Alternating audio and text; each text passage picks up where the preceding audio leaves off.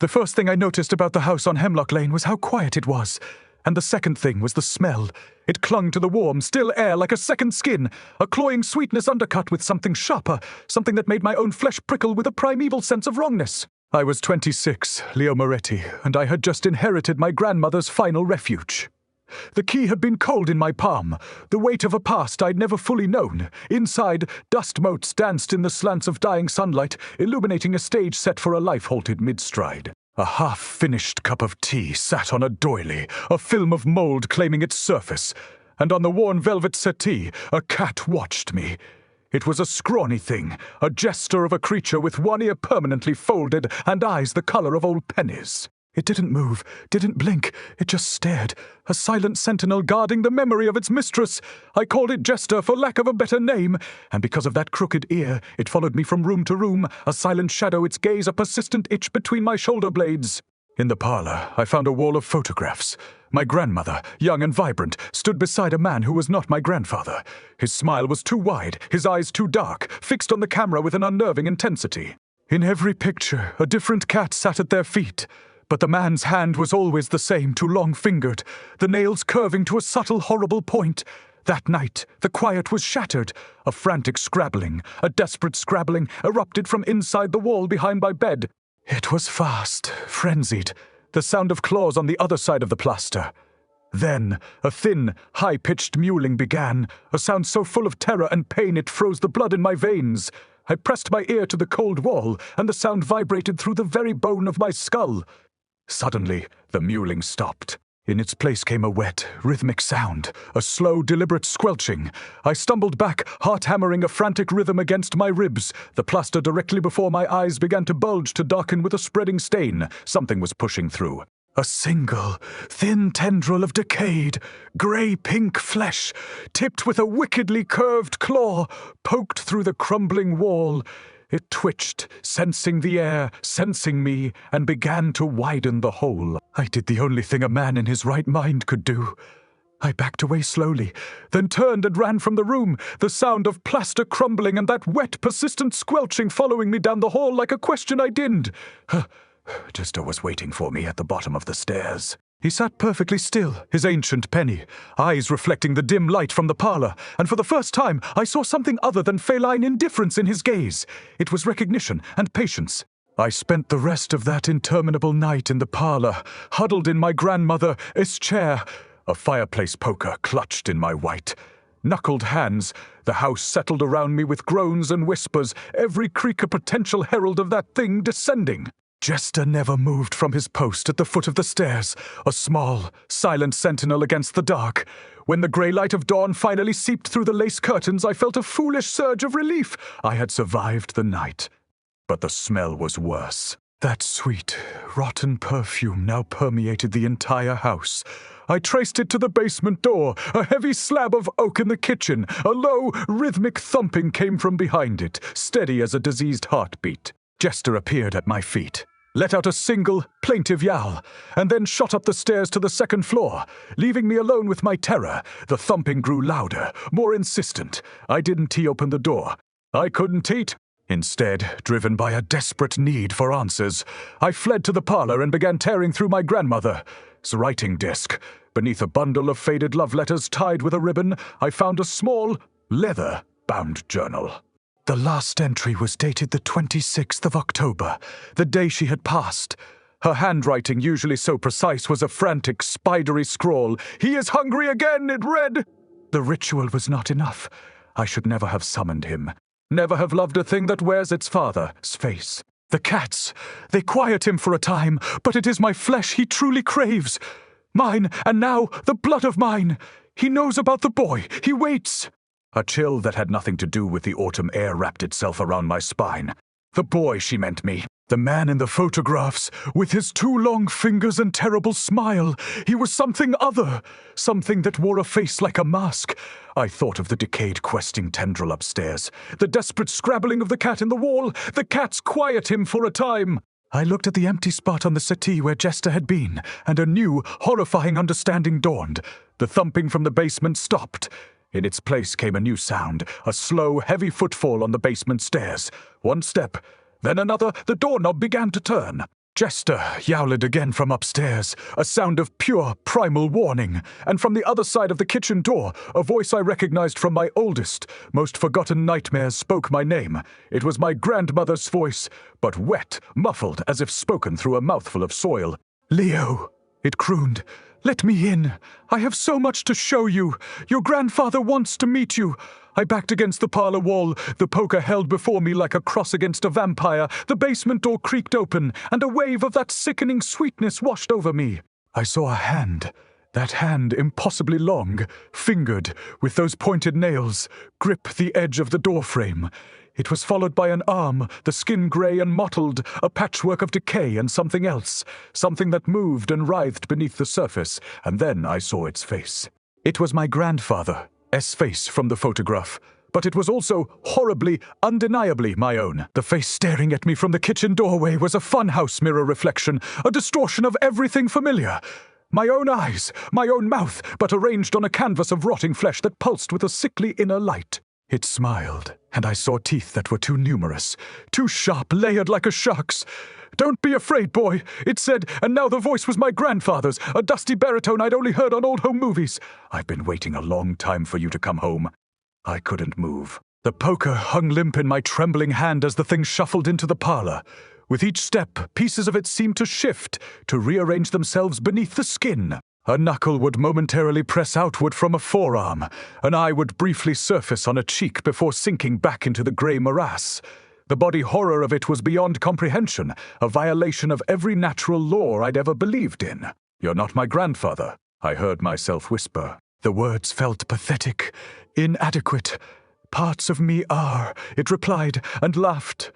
The sound was wet, bubbling. "Parts of me are your grandmother too, and the cats. So many cats, Leo. They keep the hunger at bay, but they don't satisfy, not like family." Jester appeared at the top of the stairs, his back arched, every hair standing on end. He let out a hiss that seemed to come from somewhere far older and larger than his scrawny frame. The creature's head snapped toward him, and for the first time I saw something like annoyance cross its borrowed features. That one, it spat. "Always the difficult one. Your grandmother's familiar through and through. She bound him to the house, to protect you. A final foolish gesture." The creature took another step toward me, and I finally found my legs. I scrambled backward, knocking over a floor lamp that crashed against the hardwood.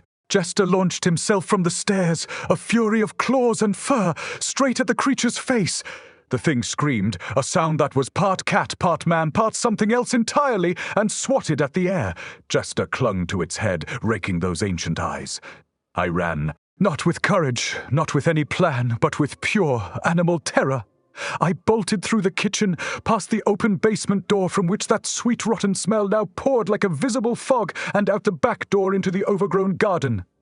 The night air hit my lungs like a gift, cold and clean. I kept running, through the tall grass, toward the rickety wooden fence at the property's edge. Behind me the house seemed to groan, a living thing awakening. Lights flickered on and off in windows that had been dark for decades. And above the chaos I heard Jester's yowl, followed by a sudden, terrible silence. I reached the fence, vaulted over it, and landed hard in the neighbor's yard. I lay there in the dewy grass, gasping, waiting for that thing to emerge from the shadows. But the yard remained still. The house, when I dared to look back, was dark and quiet once more, a silhouette against the scattered sky. For a long moment, I allowed myself to hope. Then I saw the cat. Jester sat on the back porch steps, watching me with those penny-colored eyes. He was perfectly still, perfectly intact, but his shadow on the moonlit wall behind him was wrong. It was too large, too long, and it moved with a fluid grace that had nothing to do with the small creature casting it. It raised one impossibly long arm and waved at me. I didn't sleep that night. I couldn't. Every time I closed my eyes, I saw that shadow arm waving, that monstrous silhouette grafted onto a creature no larger than a house cat. I stayed pressed against the neighbor's tool shed until the sun finally crested the horizon, painting the world in forgiving shades of gold and amber. Only then did I dare move. The neighbor who found me was a heavy-set woman named Mrs. Ellery, her face a roadmap of concern and suspicion. She brought me coffee I couldn't taste and asked questions I couldn't answer. I must have looked like a madman covered in dew and dirt, my eyes wild and bloodshot. She told me the Moretti house had been empty for years before my grandmother, that strange stories clung to it like moss to a tombstone. Her grandmother used to say the family made a bargain long ago with something that lived in the earth beneath the foundation, something that demanded flesh in exchange for prosperity. I thanked her, lied about a camping trip gone wrong, and walked back to town. I told myself I was leaving, that I'd abandoned the inheritance, the house, the nightmare. I made it as far as the diner on Main Street before I stopped, because sitting on the bench outside, waiting for me as if he'd never left, was Jester. He blinked those penny eyes slowly, lazily, and began to purr. The sound was wrong, too deep, vibrating in my chest like the thumping from the basement door. I should have walked past. I should have caught the next bus out of this accursed town. Instead, I sat down on the bench beside him. His fur was warm in the morning sun, soft as any normal cat's. I reached out a trembling hand and stroked his back. He leaned into the touch, and for one merciful moment he was just a cat. Just a scrawny, one-eared stray looking for affection. Then he turned his head and looked directly into my eyes. His pupils dilated, and in their black depths, I saw my grandmother's face, young and beautiful, pressed against a window pane, screaming silently. I jerked my hand back as if burned. Jester yawned, showing a pink mouth, and a tongue that was just a tongue, nothing more. But when he closed his jaws, I heard it again, that wet, squelching sound from the wall, muffled now, distant but undeniably present. "You're not just a cat, are you?" I whispered. He tilted his head, and for a terrifying moment I thought he might answer. Instead, he hopped off the bench and started walking back toward Hemlock Lane. He stopped after a few paces and looked back at me, a clear invitation, or a summons. I sat frozen, watching that small form grow smaller against the sprawling horizon. The sensible part of my brain screamed at me to go the other way, to run until my legs gave out. But something else pulled at me, a thread of curiosity woven with a darker, more terrible emotion. Nostalgia, for a grandmother I barely knew, for a family history that was now literally crawling beneath my skin. I followed the cat. What else could I do? The thing in the house knew my name, wore my face, hungered for my flesh. Running felt like a temporary solution at best. If I was going to survive, I needed to understand. I needed to know what bargain was struck, what ritual my grandmother had performed, and why Jester, whatever he truly was, seemed to be both my protector and my jailer. The house loomed ahead, unchanged in the daylight, ordinary and terrible all at once. Jester sat on the front porch, waiting. As I approached, the front door swung open on its own, revealing the darkened interior beyond. The smell hit me again, stronger now, almost solid. But beneath the sweetness, beneath the rot, I caught another scent, faint but unmistakable. Fresh blood, and from somewhere deep within the house, a baby began to cry. The baby's cry cut through me like a blade, primal and demanding. It came from upstairs, from the direction of the bedroom where that decayed tendril had pushed through the wall. Every instinct screamed at me to flee, but my feet carried me forward, across the threshold into the suffocating sweetness of the house. Jester brushed past my ankles, his fur crackling with static electricity. He led the way up the stairs, pausing at each step to ensure I followed. The crying grew louder, more insistent, and beneath it I heard another sound, a wet, rhythmic sucking like something feeding. The hallway upstairs stretched before me, impossibly long, lined with doors that hadn't existed yesterday. Old photographs hung crooked on the walls, but the faces had changed. They were mine now. Leo at every age, from infancy to the man I'd become, staring out from faded sepia with eyes that were just slightly wrong. The crying came from the last door, the one to my grandmother's bedroom. It stood slightly ajar, and from within pulsed a faint, sickly light the color of old bruises. Jester sat before it, his penny eyes reflecting that ghastly illumination, and began to groom a paw with deliberate casualness. He'd done his part. The rest was up to me. I pushed the door open. The room had transformed. The walls pulsed, alive with veined membranes that breathed in slow, rhythmic undulations. In the center where my grandmother's bed once stood, gaped a hole in the floor, a maw that descended into darkness. And from that darkness, something rose. It was a woman, or had been once. She surfaced from the pit like a swimmer breaking water, but her flesh was a patchwork of mismatched pieces, skin stretched too tight over bones that weren't her own. Her face was my grandmother's, but her hands were the thing's hands, too long, too many, jointed, the nails caked with something dark. "Leo," she breathed, and her voice was a choir of the dead, my grandfather's baritone mingling with my own tenor, with a dozen other voices I didn't recognize. "You came back. I knew you would. The blood calls to blood." Behind her, nestled in a cradle of writhing flesh, was the source of the crying. A baby pink and new, but its face shifted as I watched. Cycling through features, my grandmother's smile, my grandfather's brow, my own eyes before settling on something else entirely, something that had no name. It reached for me with tiny fingers, and at the ends of those fingers claws began to grow. She is beautiful, isn't she? The thing that wore my grandmother's face said, "Your sister conceived in flesh, born of the hunger. She'll need a name, Leo. She'll need family." I stumbled backward, but the door had closed behind me. Jester sat on the dresser now, watching with those ancient eyes, and for the first time I saw his shadow on the wall behind him. It was no longer just monstrous, it was complete. A man, tall and terrible, with a crown of thorns and a mouthful of stars. And it was smiling. My voice abandoned me. The scream I tried to unleash died in my throat, strangled by the sheer impossibility of what I witnessed. The shadow on the wall behind Jester stretched impossibly, its star-filled mouth widening into a grin that promised nothing but suffering. Then it spoke, and its voice was the sound of reality tearing. "Blood of my blood," it whispered, and the walls pulsed in rhythm with each syllable. "Flesh of my flesh, the circle closes at last." The thing in the pit, my grandmother, or what remained of her, reached for me with those two long fingers. Her touch was cold and burning simultaneously, a paradox that sent shockwaves of agony through my nervous system. Where her skin met mine, I felt something move beneath my own flesh, burrowing, nesting, claiming territory. "Don't fight it, boy." My grandfather's voice echoed from her throat. "Your grandmother didn't. Your mother didn't. You think you were born by accident? You think love brought your parents together?" She laughed, and the sound shook the house to its foundation. "We chose your mother for him. She was sweet, fertile, perfect soil for our garden." The baby in the flesh cradle stopped crying. It turned its shifting face toward me and smiled with a mouth that now held rows of needle teeth. "Brother," it gurgled, and the voice was ancient. Timeless, the same voice that had spoken from Jester's shadow. "Play with me." I wrenched myself free from my grandmother's grip, stumbling backward until I hit the pulsing wall. The membrane gave slightly, warm and wet, and I felt things moving within it, pressing against my spine like curious fingers. Jester remained on the dresser, unmoving, his penny eyes tracking my every movement with terrible patience. His shadow loomed behind him, complete and patient, waiting for the inevitable. "You can't leave, Leo," my grandmother said, her patchwork face softening into something almost tender.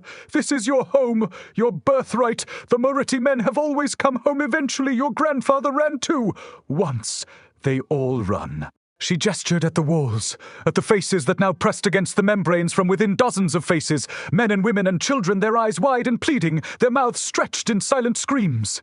But the blood always calls them back, and when they return, they join us forever. The baby began to crawl toward me, its tiny limbs moving with unnatural speed. As it moved, it grew, shedding infancy like a snake sheds skin. By the time it reached the edge of the pit, it was a toddler, then a child, then a young man wearing my face with subtle, horrifying differences. The eyes were too old. The smile was too wide. And the hands, those terrible, too long hands, reached for me with the confidence of ownership. "Look at yourself," it said, and gestured toward a mirror that hung on the wall behind me. I didn't want to look. I looked anyway. My reflection stared back, but it wasn't alone. Behind my own image, pressed against the glass from the other side, were all of them. My grandmother, my grandfather, the man from the photographs, the faces from the walls, and in the center wearing my grandmother's young face was a woman I recognized from faded photographs in my mother's album.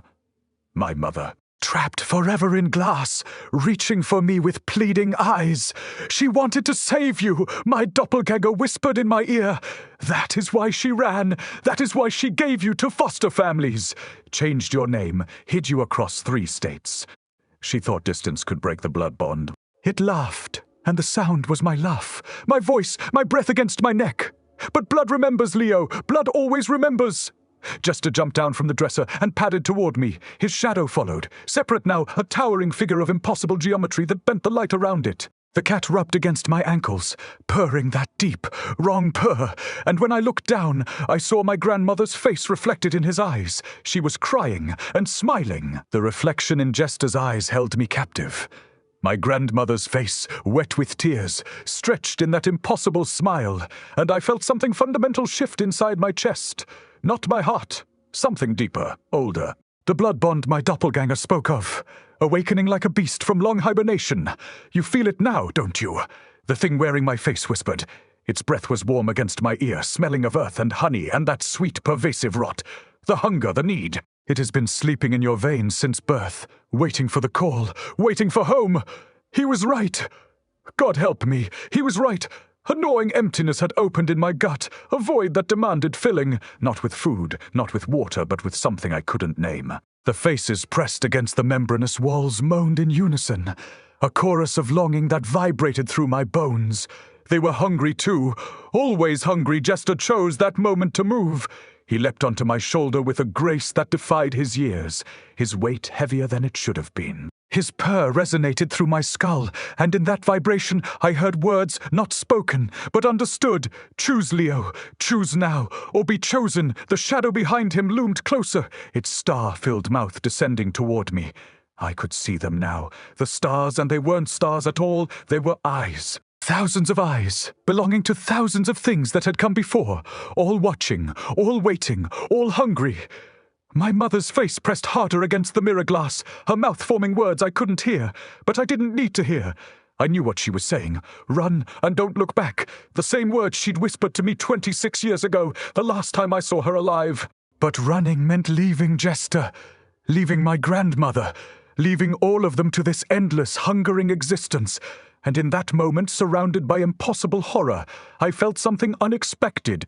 Pity they were my family twisted, monstrous damned, but still my family. The blood called to blood, and for the first time I understood what that meant. No, I said. The word hung in the pulsing air like a physical thing. The shadow paused. My doppelganger's smile faltered. Even the faces in the walls grew quiet. No, I repeated, stronger now. I won't be chosen. I'll choose. Jester dug his claws into my shoulder, drawing blood. The pain was sharp, clarifying. I reached up, grabbed the scruff of his neck, and pulled him off. He hung limp in my grip, those penny eyes staring into mine. And for one heartbeat, he was just a cat again. Just a scrawny, one-eared stray who'd followed me home. Then I threw him into the pit. The shadow screamed. The walls convulsed. And in the chaos I turned and ran, not from my family, but toward them. Toward the mirror. Toward my mother's pleading face. My fists hit the glass and it shattered, and her hands reached through and pulled me into darkness. The darkness was absolute, but not empty. I felt them all around me pressing close, their hunger a tangible force that brushed against my skin like countless searching fingers. My mother's hand gripped mine, cold and solid, pulling me deeper into the void where the laws of flesh no longer applied. Leo. Her voice came from everywhere and nowhere. You shouldn't have come. I tried to protect you. I tried so hard. Light returned slowly, revealing a space that defied geometry. We stood in my grandmother's parlor, but it was also the basement, also the upstairs hallway, also every room of the house simultaneously. The walls were made of faces, generations of Morettis, their features melting into one another like wax figures left too close to a fire. And at the center, enthroned on a mountain of writhing flesh, sat the thing that wore my grandfather's face. It was enormous now, its body a grotesque patchwork of every family member who had ever answered the blood call. Arms sprouted from arms. Faces peered from its chest, its thighs, the curve of its too wide back. It breathed, and with each exhalation the walls pulsed, the faces moaned, and the hunger in my gut grew sharper. Welcome home, grandson, it rumbled, and the sound was a choir of the damned. You chose wisely. The ones who fight always taste sweeter. Beside me, my mother was a patchwork too. Pieces of the woman I remembered stitched onto a frame that wasn't quite human. One of her eyes was my grandmother's. One of her hands was my grandfather's. But the arm that gripped mine was still hers, still warm, still fighting. I can't hold on much longer, she whispered. The hunger, it takes everything eventually. But you're different, Leo. You have something we lost. What? I asked, desperate. What do I have? Choice, Jester's voice answered. I turned to find the cat sitting on a shelf of faces, his penny eyes glowing in the dim light. His shadow loomed behind him, but it was different now, smaller, less certain. Jester had changed too. His fur rippled with images, moments from the house's long history playing across his skin like film through a projector. I saw my grandmother young, performing a ritual in the basement. I saw the thing emerge from the pit, beautiful and terrible. I saw her bargain, her sacrifice, her slow transformation into the patchwork creature in the center of this nightmare. She bound me to protect the bloodline, Jester continued, his cat mouth forming human words with horrifying precision. But she didn't know what I was, didn't know what she was summoning. I was hungry too once, now I'm just tired. The thing on the flesh throne laughed, and the sound shook reality. The familiar betrays, how disappointingly predictable. Jester ignored it, his ancient eyes fixed on mine. The bargain can be broken, Leo, but not by fighting, not by running, only by choosing something the hunger can't consume. What? I asked again, desperate. What can't it consume? Jester's whiskers twitched in something almost like a smile. Love, boy. Pure and simple. The one thing it never understood. Your grandmother loved it, and it consumed her. Your mother loved you, and it consumed her trying to protect you. But if you love something it can't reach, something it can't touch, can't taste, can't own, then the bargain breaks. The bloodline ends. I looked at my mother's patchwork face, at the love still burning in her one remaining eye. I looked at the faces in the walls, my family trapped and hungry and damned. And I looked at the thing on the throne wearing my grandfather's face like a stolen coat, waiting to add me to its collection. Then I understood. No, I said for the third time. Not chosen, not consumed, I choose something else. I turned away from all of them, away from the throne, away from my mother, away from Jester, and I reached into my pocket. My fingers closed around something small and cold, a photograph. The one photograph my mother had left me, the one I'd carried for 26 years without understanding why. I pulled it out and looked at it for the last time. It was me, age 3, sitting on my mother's lap, both of us laughing at something the photographer had said. Just a moment, just love, pure and simple and untouchable. The thing on the throne screamed. The faces in the walls shrieked, and in my hand the photograph began to glow. The light from the photograph spread like wildfire, consuming the darkness in hungry golden tendrils. The faces in the walls screamed, but their screams were changing, shifting from agony to something else, something that sounded almost like relief. The thing on the throne thrashed, its patchwork body coming apart at the seams, arms separating from torsos, faces peeling away from its heaving mass. No, it roared, but the voice was fragmenting too, splitting into 1,000 individual voices, each crying out in its own tongue. The bargain holds. The blood holds. But the blood wasn't holding. I could feel it in my veins, that ancient hunger that had slept since birth, and it was weakening, dissolving, burning away in the golden light that poured from a simple photograph of a mother and son sharing a laugh. The light reached my mother, still clutching my hand, and she gasped as pieces of her patchwork flesh began to fall away. Not in decay, but in liberation. My grandmother's eye blinked once, twice, then closed forever. My grandfather's hand relaxed its grip and crumbled to dust. Leo, my mother breathed, and her voice was only hers now, clear and warm and alive. You did it. You beautiful, foolish boy, you did it. The house was shaking itself apart around us. Walls collapsed into themselves, floors opened onto starry skies that hadn't been there moments before. Jester sat on his shelf of dissolving faces, watching with those penny eyes, and for the first time since I'd entered that nightmare he looked peaceful. His shadow behind him was just a shadow now, small and cat-shaped and ordinary. Thank you, he said, and his cat mouth formed the words clearly. For choosing love. For choosing memory. For choosing something the hunger could never touch. The thing on the throne gave one final shuddering cry as its components scattered like leaves in a hurricane wind.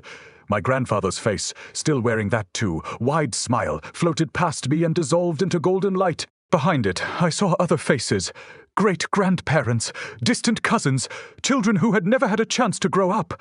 And one by one they smiled at me, really smiled before fading into nothing. My mother pulled me close, her arms solid and real around my shoulders. She smelled like vanilla and coffee, the way I remembered from before, from when I was too young to understand why she'd left me with strangers. I've to go too, she whispered. But it is okay now. It is really okay. The hunger is gone. We're all free. I wanted to argue, to beg her to stay, but the light was consuming her too, and she was smiling through it, younger and healthier than I'd ever seen her. She pressed a kiss to my forehead, and it burned with love, not hunger, and then she was gone. The golden light faded. The house was gone. I stood in an empty field under a cold autumn sky, the sun just beginning to rise over the tree line. In my hand I still held the photograph, but it was blank now, the image of mother and son replaced by clean white paper. At my feet sat a cat. Just a cat, scrawny and one-eared with eyes the color of old pennies. He looked up at me, yawned, and began to purr, a normal purr, a cat purr, nothing more. I bent down and picked him up. He weighed nothing, felt like nothing, but his fur was warm against my chest. What now? I asked him. He blinked slowly, that ancient cat gesture of trust and affection, and said nothing at all. The world, I discovered, had continued spinning while I'd been in hell. Cars still drove down Hemlock Lane. Birds still sang in the trees.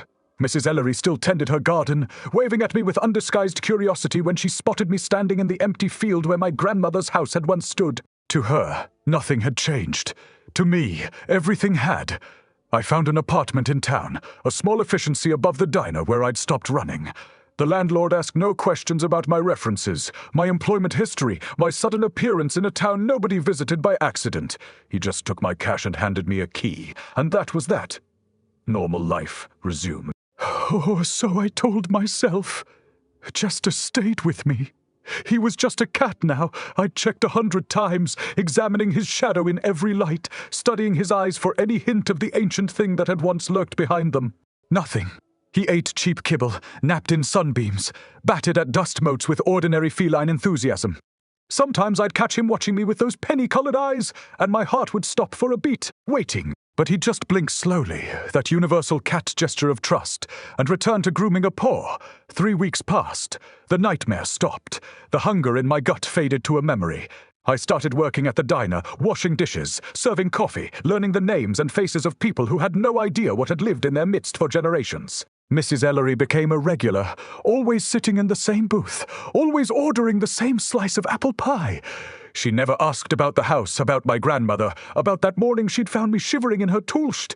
But sometimes she'd look at Jester, curled on the windowsill, and her eyes would go distant, thoughtful. "You keep that cat close," she said one afternoon, stirring her coffee with deliberate slowness. "Cats know things, always have. What do they know?" I asked. She smiled, a sad, knowing expression that aged her 20 years. When to stay, when to go, when something's waiting that shouldn't be. She slid a $5 bill across the counter and left without another word. That night, I dreamed of my mother. She stood in a field of golden light, young and whole and beautiful, the way she'd looked in the photograph before it faded. Behind her, I saw others, my grandmother, my grandfather, faces I recognized from the walls, from Jester's fur, from the patchwork thing on its throne. They weren't hungry anymore. They were just there, watching, waiting. "You can't stay here forever, Leo," my mother said. "The living have to live." "Where would I go?" I asked. "This is the only place I've ever belonged." She shook her head, and in that gesture I saw all the love she'd never been able to show me. "You belong wherever you choose to belong. That is what you taught us. That is what saved us." I woke to Jester's purr vibrating against my chest. He was curled in the hollow of my shoulder, a warm weight in the cold morning air. Outside my window the sun was rising over Hemlock Lane, painting the world in forgiving shades of gold and amber. The same sun that had risen on my first morning in this town. The morning I'd run from the house and found Mrs. Ellery and started this long, strange journey home. I lay there for a long time, listening to Jester purr, feeling the ordinary rhythm of his breath against my skin. Then I made a choice. Not the choice. I'd already made that. In the heart of the nightmare with a photograph and a prayer and love that refused to die. Just a choice. A small one. A human one. I got up, showered, dressed. I filled Jester's bowl with fresh kibble and topped off his water. Then I walked downstairs into the diner and asked Mr. Chen if he needed any help with the morning rush. He looked at me, really looked, and nodded. "Yeah," he said. "Yeah, I could use an extra pair of hands. You start now." I tied on an apron and grabbed a coffee pot. The first customer of the day was Mrs. Ellery, settled in her usual booth with her usual slice of pie. She smiled at me, and I smiled back. Jester watched from the windowsill, his penny eyes catching the light. Just a cat, just a scrawny one-eared stray who'd followed me home. And for the first time in 26 years, home felt like a place I could stay.